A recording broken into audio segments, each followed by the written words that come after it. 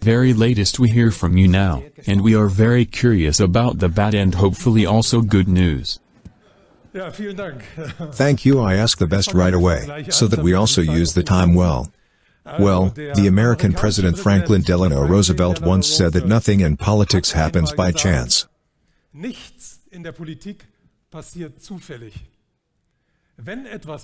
If something happens, you can bet it was planned just so.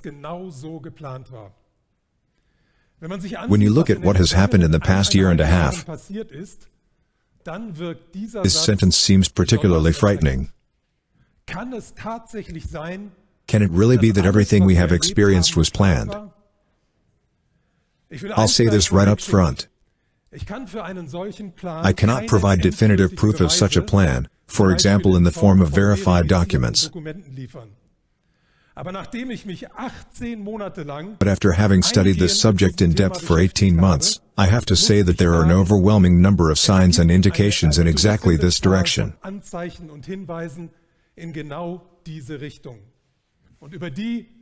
that is what I would like to talk about today.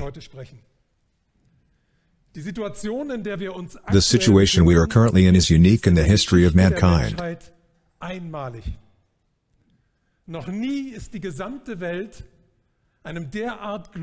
Never before has the entire world been subjected to such a global regime of coercion as in our time, and never before have so many measures been taken that at first glance seem so incomprehensible.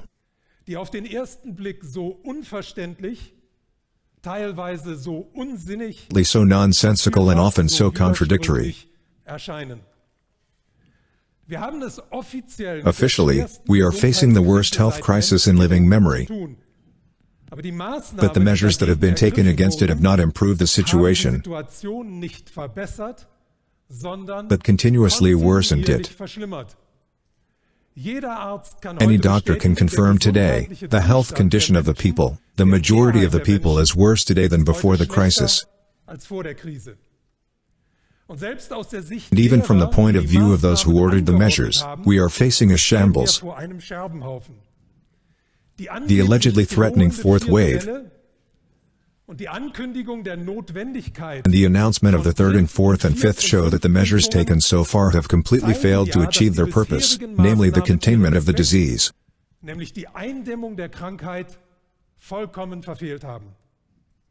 But that's not all. As a result of the lockdown,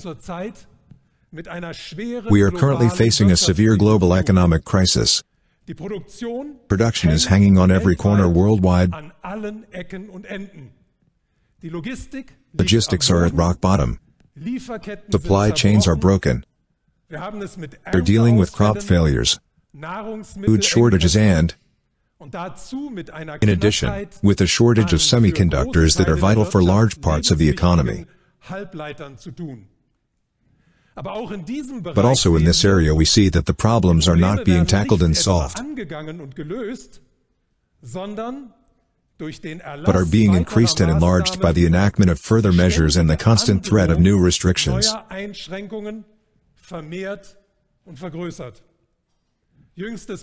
Most recent example, in China, port terminal in the world's third largest cargo port has been closed because of a single positive test among the port workers. New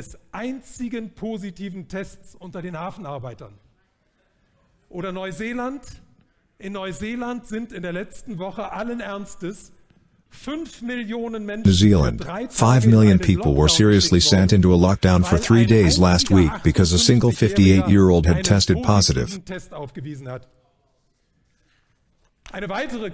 Another crisis affects the middle class, which creates by far the most jobs worldwide, and also bears the highest tax burden. The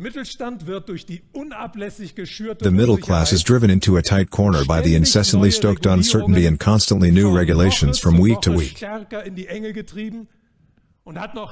has never been in such a deep crisis as it is at the moment. That's not all either. We are currently experiencing a tremendous inflation worldwide, especially for raw materials, for producer prices, for foodstuffs. But here, too, no countermeasures are being taken. On the contrary, the money glut continues and is even being intensified. Since the beginning of the crisis, states and central banks have injected almost $20 billion into the global monetary cycle, with no end in sight. And the International Monetary Fund, i.e. the most powerful financial organizations in the world, will issue its own currency, special drawing rights, next Monday in the amount of $650 billion, the largest amount to date. And the social situation is no better. Just one example. In the USA, the economically strongest country in the world, almost 4 million people are threatened with eviction because they cannot pay their rent or service their home loans.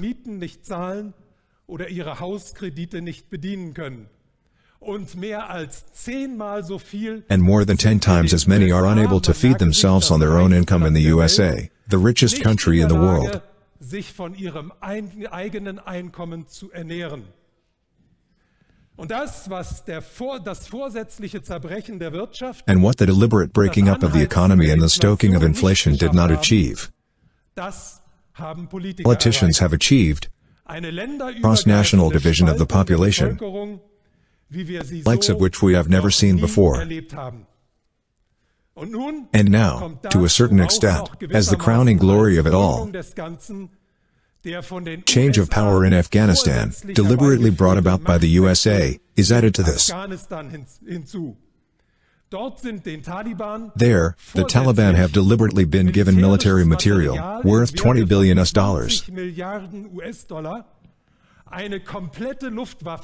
A complete air force and 11 air bases have been left behind, which will definitely trigger the next huge wave of refugees. Why do we ask ourselves, why are measures being taken worldwide, which bring about one disaster after another, and drag the majority of people deeper and deeper into the abyss, instead of getting them out of their misery?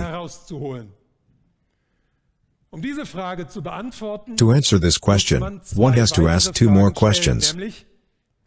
Who has an interest in this global agenda and who benefits from it?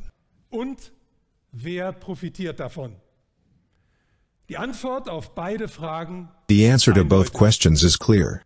The biggest beneficiary of the current crisis and the most important wire puller behind the scenes is the digital financial complex, i.e.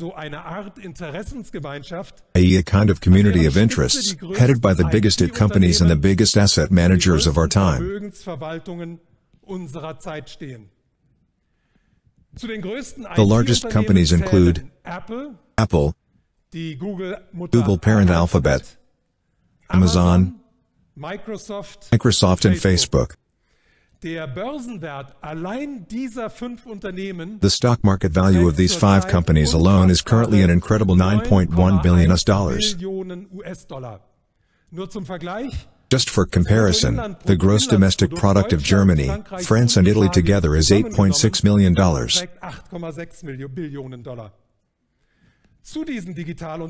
In addition to these digital companies, there are also the large asset managers, namely BlackRock, Vanguard, State Street and Fidelity. They all have a significant stake in all IT companies, and not only that, these 4 alone currently manage a total of $22.6 billion. Allein diese 4 verwalten zurzeit insgesamt $22,6 Billionen. For comparison, the gross domestic product of all 28 states of the European Union was $15.7 billion last year.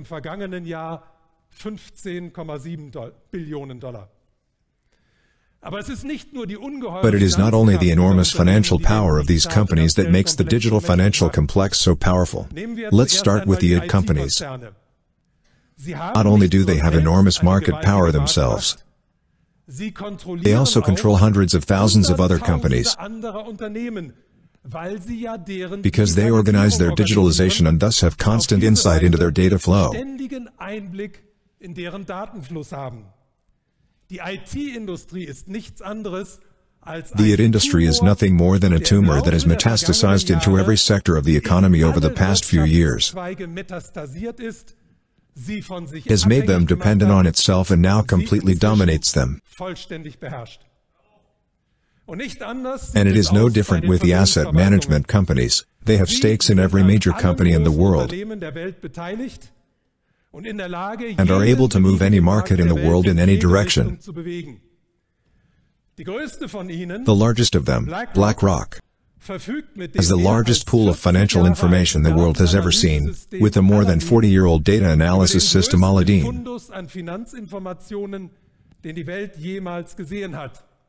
And BlackRock, with this knowledge in the background, advises the largest central banks in the world, i.e. the Federal Reserve, and the ICB. The huge information advantage that BlackRock has in this way, it should be clear who is dependent on whom.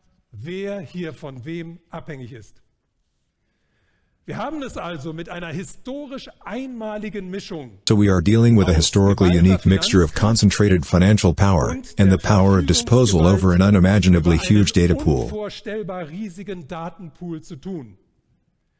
This combination has given companies an unprecedented upswing since the beginning of the crisis.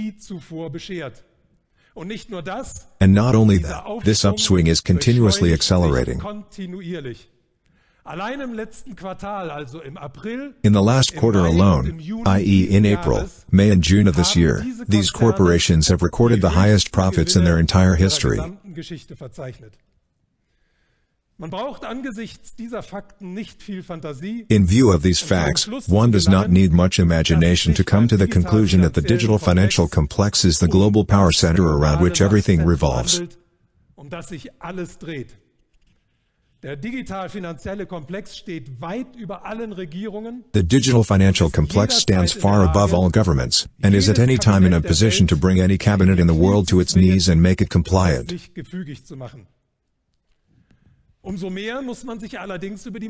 However, one must wonder all the more about the methods with which the digital financial complex has been working since the beginning of the current crisis, because it almost looks as if it is undermining the very system from which it profits. Just a few examples. If the digital financial complex destroys the middle class, then it is actually destroying its own livelihood. Because, as we have just heard, the middle class pays the most taxes and creates the most jobs. And if it then fuels inflation, then it also harms itself. And if it destroys social peace through the explosion of social inequality, then it also destroys the ground on which it does business. These are all justified objections. But they miss the point.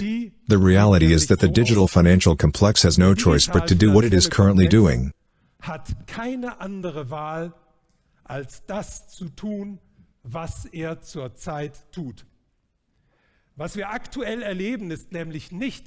What we are currently experiencing is not an agenda created at the desk, with which it wants to acquire even more money and even more power, in order to then enjoy the fruits of its efforts in peace.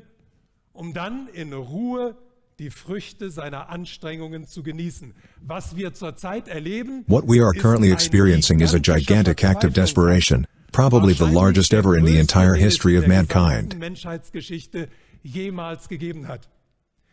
This act of desperation has its cause in the fact that the system to which the digital financial complex owes its existence can no longer be kept alive with the previous means. It was already close to its end in the world financial crisis of 2007-2008. Had the governments not mobilized huge amounts of tax money at that time, and the central banks instructed to create vast amounts of money out of nothing,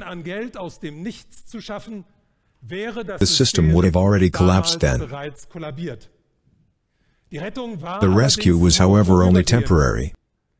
The amount of money had to be increased continuously over 12 years. And the interest rates had to be lowered time and again. The system had to be made more and more unstable. This could not go well in the long run. And last year the time had come. In March 2020 the next collapse was imminent. And this collapse has been postponed for the very last time by a final act of strength, namely the lowering of the interest rates to zero, and the injection of billions instead of billions.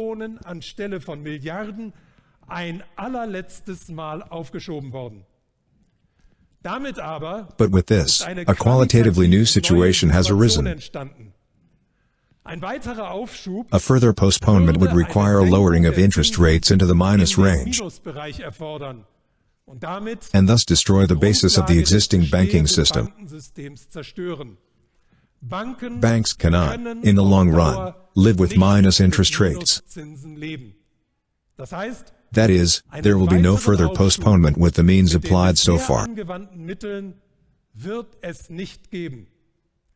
One can then, the current situation at most, once again millions and millions feed into the system,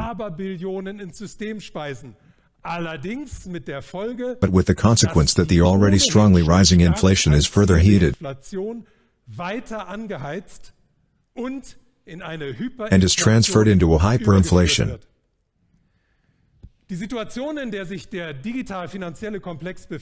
The situation in which the digital financial complex is therefore the alternative between the final collapse, on the one hand, and hyperinflation on the other hand. That is, the complete devaluation of money. This means that we have historically arrived at a point in which the digital financial complex, within the framework of the existing system, has only the choice between two different forms of collapse. Nur noch die Wahl zwischen zwei verschiedenen Formen des Zusammenbruchs hat. Was also tun? So what to do? Quite obviously, in this situation, one has decided for a new system and for its installation for a double strategy.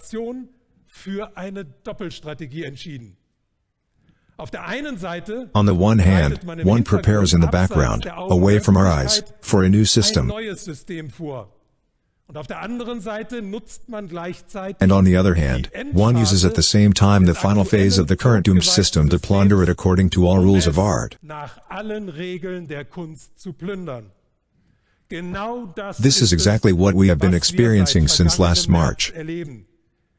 The deliberate unconscious destruction of the world economy,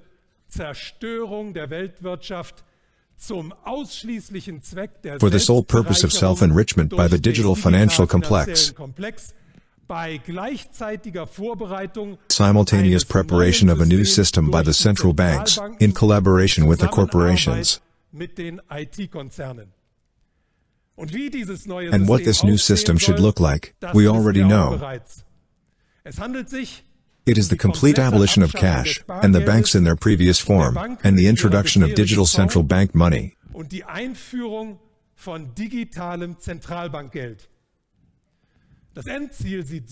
final goal looks like this, that each of us will only have one single account,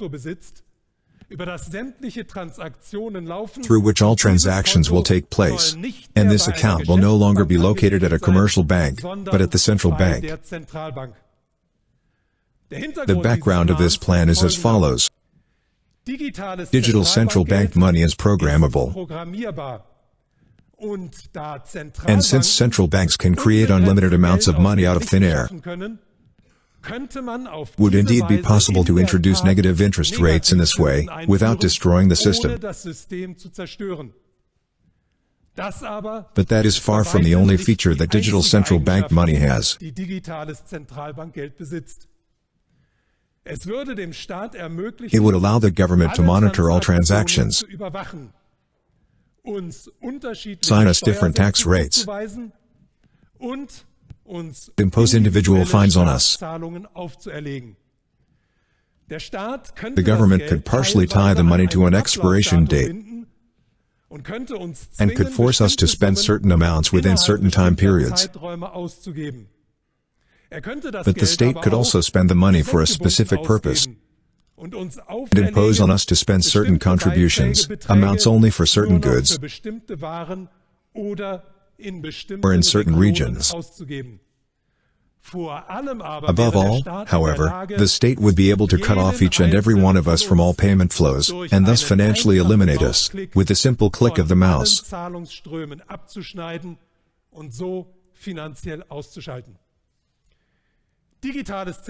Digital central bank money would be the most effective social control mechanism that has ever existed in human history, and thus no more and no less than the completion of an all-encompassing dictatorship brought about by money.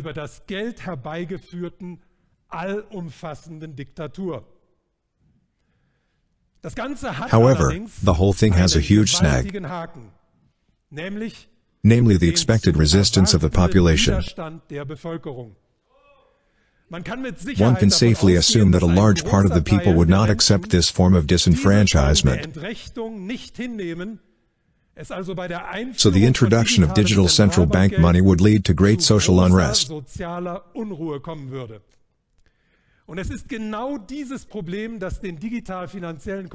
And it is exactly this problem that has obviously given the digital financial complex the idea to reverse the process of introducing this money,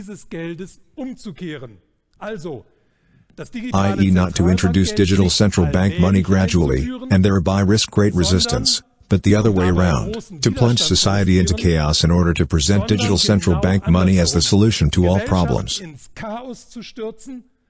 Das digitale Zentralbankgeld als Lösung aller Probleme zu präsentieren, und zwar in der Form des universellen. And that in the form of the universal basic income.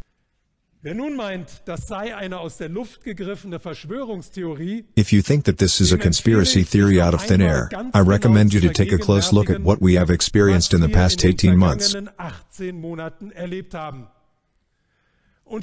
the pretext of fighting a disease,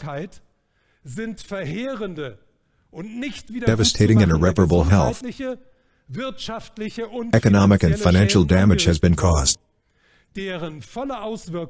the full effects of which we have only begun to feel. At the same time, however, work is being done day after day to increase this damage, while at the same time social division is being systematically deepened by driving ever new wedges between people.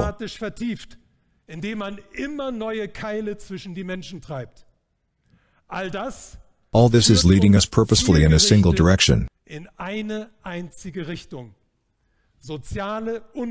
Social unrest, up to and including civil war, worldwide. And according to all the information available to me, this is precisely what is intended. At the moment we experience that with the use of all imaginable means, it is tried to cause the biggest possible social chaos, in order to wait for the climax of this chaos, with a panacea with the name Universal Basic Income, and in this way to transform maximum chaos into maximum control. By the way, there is also a second reason why the universal basic income has to come from the point of view of the powerful. We are in the midst of the fourth industrial revolution, and the period ahead will see the loss of millions and millions of jobs through the use of artificial intelligence.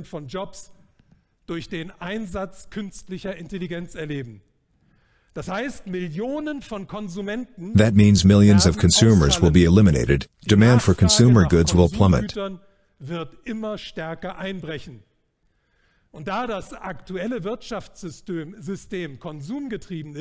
since the current economic system is consumption-driven, in order to keep it alive, you have to break this downward spiral. The only way to do that is by giving money to the unemployed consumers even without a job. So we see what has happened in the past 18 months, what we have experienced in the past 18 months, and what we are currently experiencing, all obviously follows a plan. And that plan is, dismantle the current system for the benefit of the elite.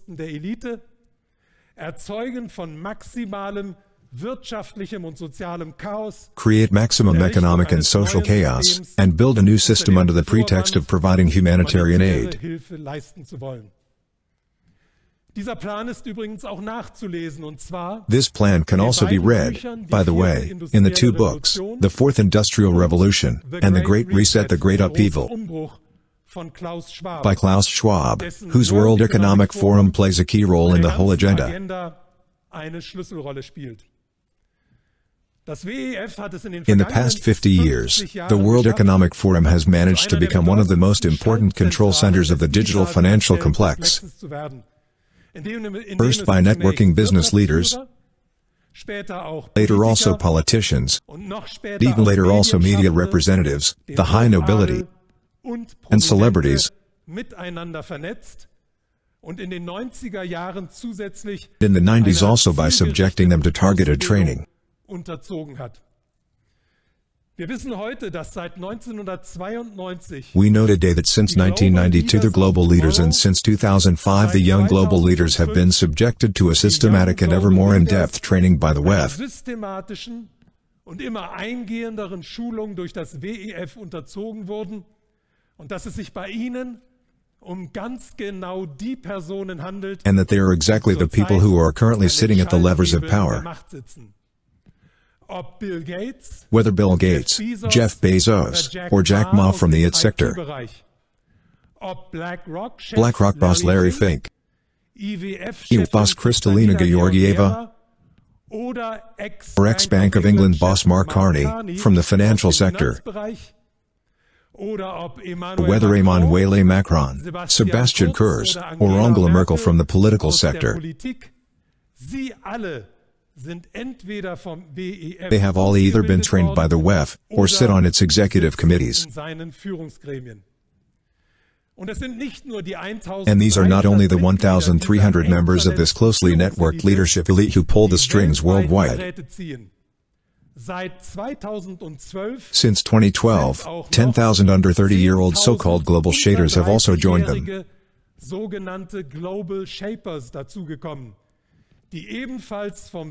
who have also been brought together by the WEF, and in its sense exert influence on the world's course. And whoever wants to know what this course should look like, should take a look at the works of WEF founder Klaus Schwab.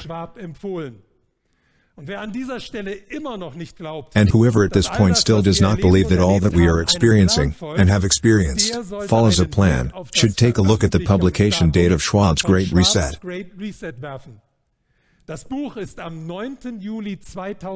The book is released on July 19, 2020, less than 4 months after the global lockdown, and already gives detailed instructions on how to use COVID-19 to creatively destroy the world, in Schwab's words, and build a new one, with the human image you paint being reminiscent of the darkest days of National Socialism.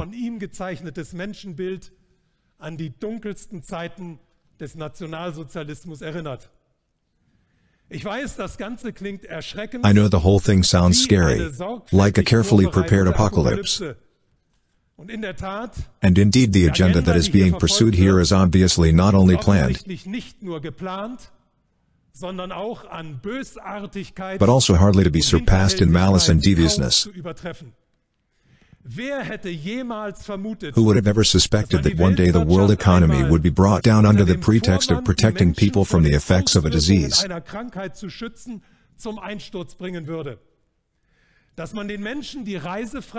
one would take away the freedom of travel, the freedom of assembly, and the freedom of speech, the freedom of expression. And in addition condemn more than 100 million of them to starvation. And that's supposedly for their own health protection. And who would have thought that a blatant eugenicist named Klaus Schwab would be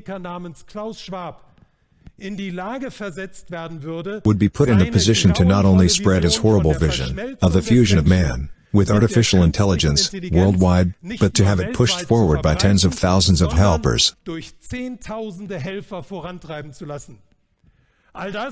All these are deeply disturbing developments, which we are living with at the moment and which we all have to suffer from.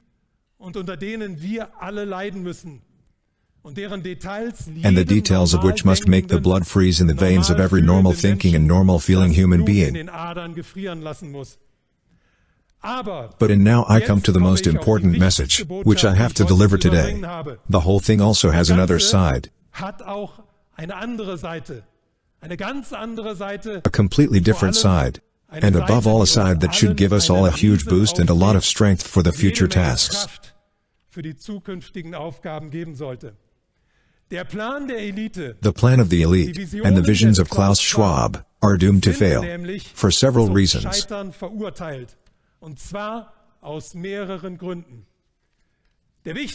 most important one is that the narrative of the deadly virus, which threatens the existence of humanity, cannot be maintained in the long run.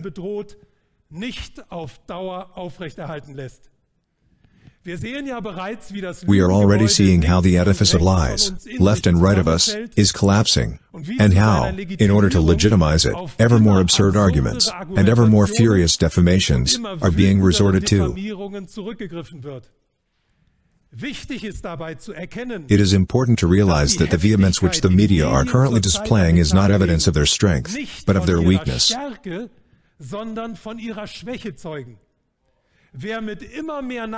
Whoever spreads ever more grotesque lies, such as the one about the pandemic of the unvaccinated, with ever more emphasis.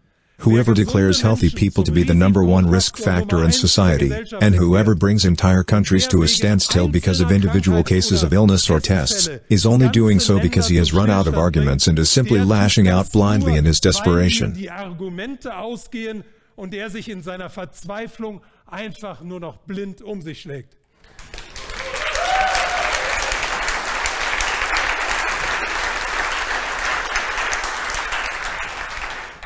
Abraham Lincoln once said that you can lie to part of the people all the time, and to the whole people part of the time, but you can't lie to the whole people all the time.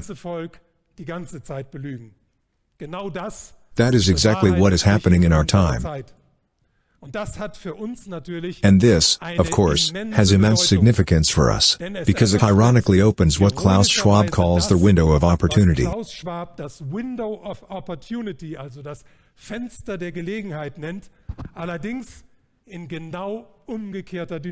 But in exactly the opposite dynamic through the disintegration of the narrative, namely there the credibility of those who have led us into this situation is further undermined day by day.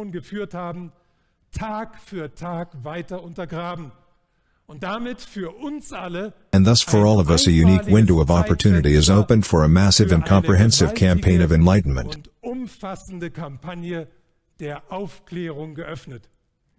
The objective conditions to educate people about the real reasons behind the alleged pandemic, about the real balance of power in the world, and about the real threats we face, have never been better, and they are getting better by the day.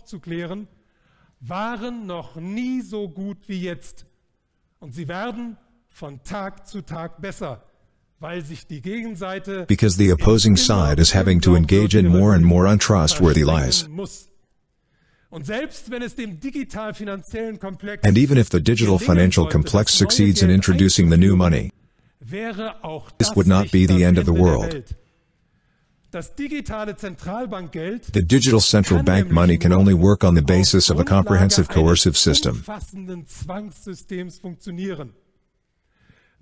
They will have to introduce new price controls, constantly increase the universal basic income, and forcefully create permanent inflation,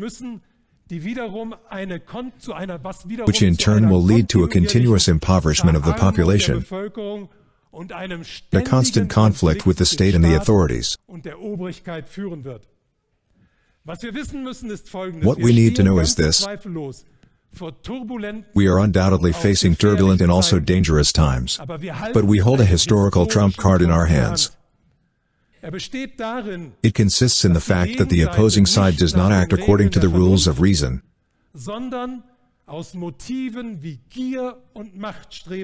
but out of motives such as greed and striving for power, and therefore cannot help but get itself into more and more difficulties.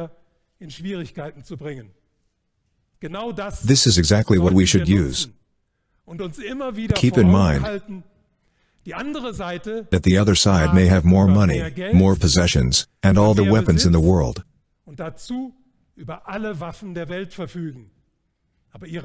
But their power is based neither on their money, nor on their possessions, nor on their weapons, but only on one factor, and that is the ignorance of the majority of the people. That is, the fact that the majority does not see through the game that the minority is playing with them. As terrible as everything is that the digital financial complex with its helpers has caused in the past 18 months, is still causing. He has maneuvered himself into a situation from which he can no longer get out, and in which he must cross more and more red lines in his desperation.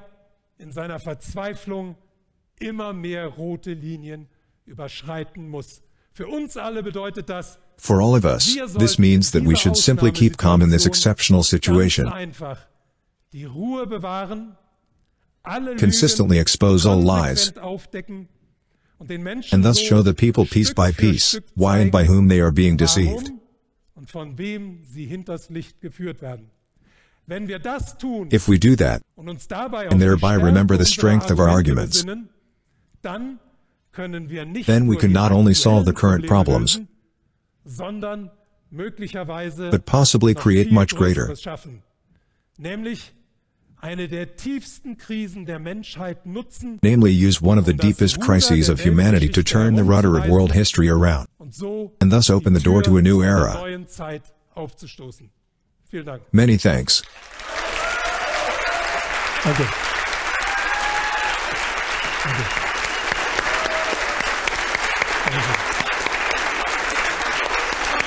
Thank you.